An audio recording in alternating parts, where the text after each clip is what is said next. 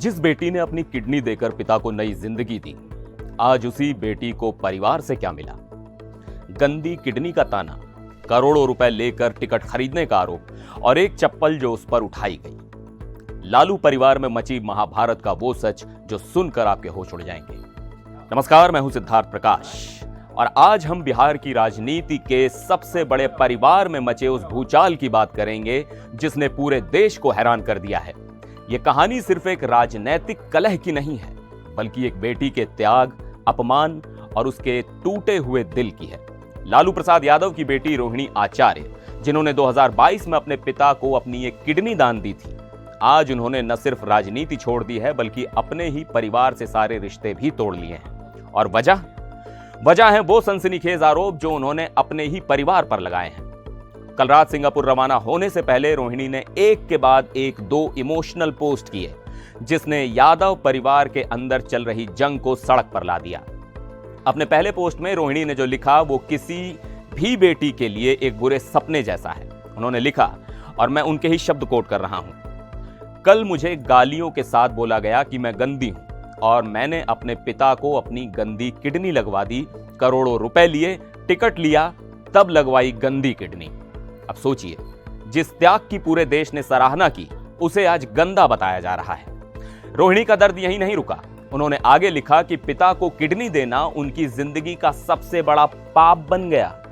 उन्होंने लिखा कि मुझसे तो यह बड़ा गुनाह हो गया कि मैंने अपना परिवार, अपने तीनों बच्चों को नहीं देखा। किडनी देते वक्त ना अपने पति ना अपने ससुराल से अनुमति ली। अपने भगवान, अपने पिता को बचाने के लिए वो कर दिया जिसे आज गंदा बता दिया गया। आप सब मेरे जैसी गलती कभी ना करें, किसी घर रोहिणी जैसी बेटी ना हो। ये शब्द एक बेटी के गहरे दर्द को बयां करते हैं। लेकिन कहानी में अपमान का एक और घिनौना मोड़ तब आया जब रोहिणी ने अपने दूसरे पोस्ट में खुलासा किया कि उनके साथ बदसलूकी की गई और उन पर चप्पल तक उठाई गई। रोहिणी लिखती हैं, मैंने अपने आत्मसम्मान से समझौता नहीं किया, सच का समर्पण नहीं किया, सिर्फ और सिर्फ इस वजह से मुझे बेइज्जती झेलनी पड़ी। अब सवाल ये उठता है कि ये सब हुआ क्यों और परिवार का वो कौन सा सदस्य है जिस पर रोहिणी इतने गंभीर आरोप लगा रही हैं। सूत्रों के मुताबिक ये पूरा विवाद बिहार चुनाव में आरजेडी की करारी हार के बाद शुरू हुआ। हार का ठीकरा फोड़ने को लेकर तेजस्वी यादव और रोहिणी आचार्य के बीच तीखी बहस हुई और सूत्रों का तो यहां तक कहना है कि अपनी बड़ी बहन पर चप्पल उठाने वाले कोई और नहीं बल्कि तेजस्वी यादव ही थे। हालांकि आरजेडी ने इस मामले पर अभी तक कोई आधिकारिक बयान नहीं दिया है, लेकिन रोहिणी ने खुद ये साफ कर दिया है कि आरजेडी के वरिष्ठ नेता संजय यादव और तेजस्वी की कोर टीम के सदस्य रमीज खान के कहने पर ही उन्होंने परिवार छोड़ा और राजनीति से संन्यास लिया। ये लालू परिवार के लिए दूसरा बड़ा झटका है। इससे पहले बड़े बेटे तेज प्रताप यादव को भी पार्टी से बाहर का रास्ता दिखा दिया गया था। अब बेटी रोहिणी के जाने से परिवार और पार्टी दोनों की दरारें और चौड़ी हो गई हैं। जैसे ही यह खबर सामने आई, बिहार की सियासत में भूचाल आ गया। बीजेपी ने इसे हाथों हाथ लिया और लालू परिवार पर तीखा हमला बोला। बीजेपी के IT cell head Amit Malviya ने लालू परिवार की मानसिकता को पितृसत्तात्मक, स्त्री विरोधी और पुरुष प्रधान बताया।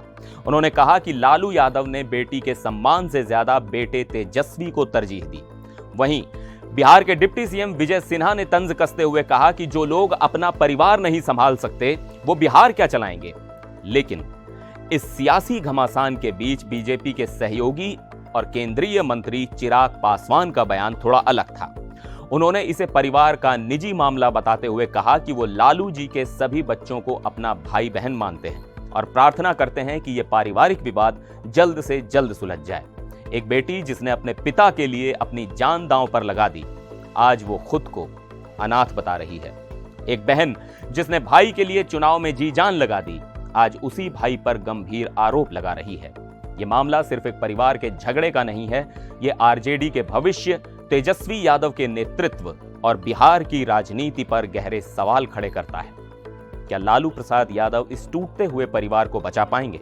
क्या तेजस्वी यादव पर लगे ये आरोप उनके राजनीतिक करियर पर ग्रहण लगा देंगे?